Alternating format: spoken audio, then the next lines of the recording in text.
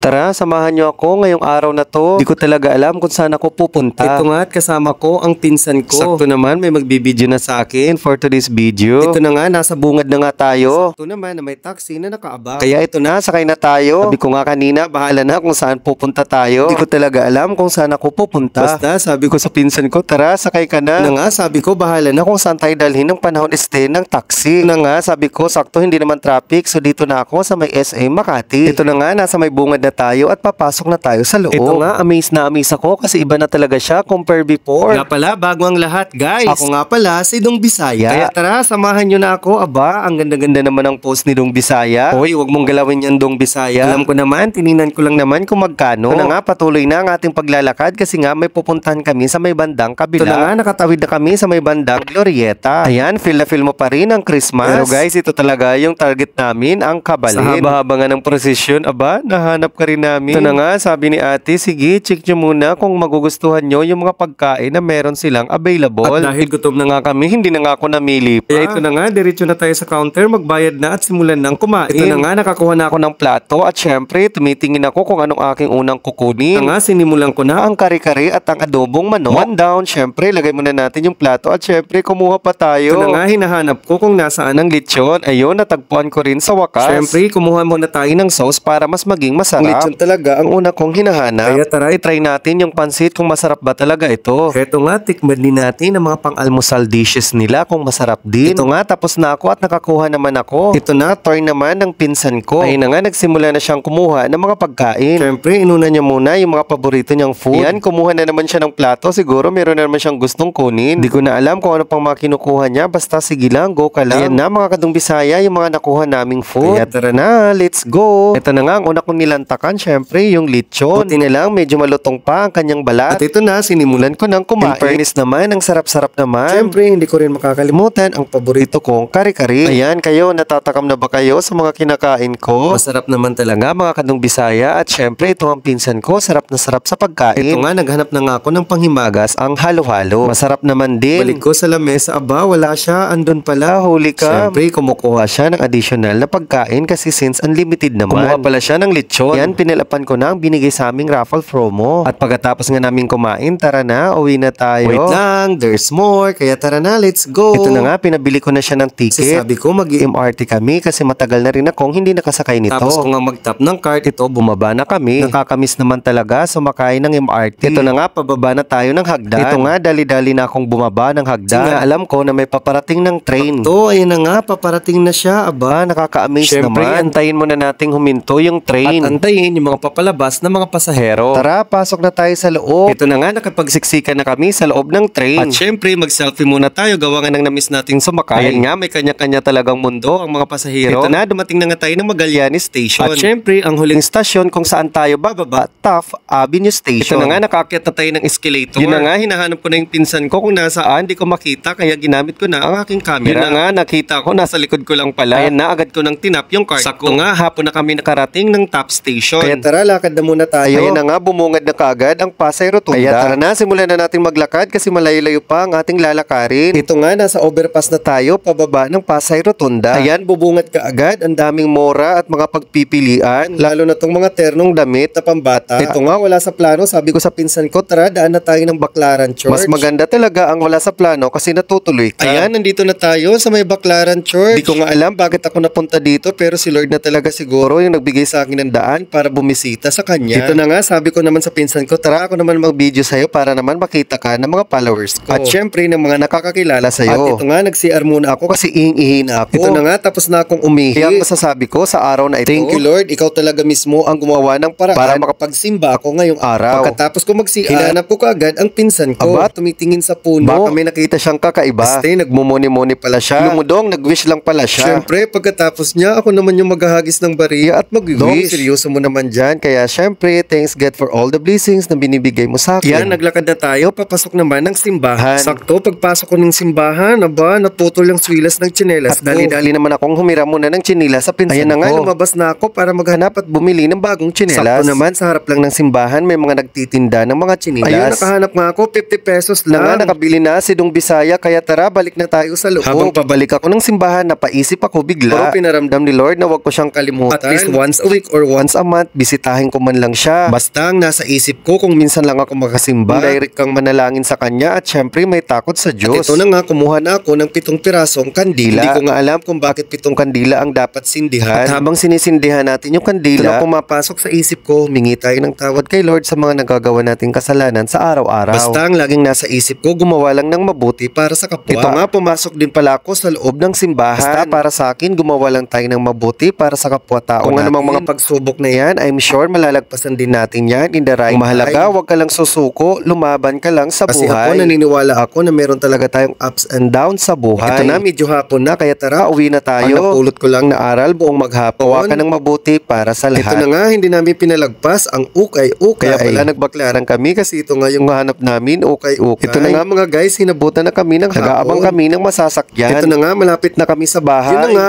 hanggang dito na lang. Maraming salamat sa lahat ng mga sumusuporta. God bless!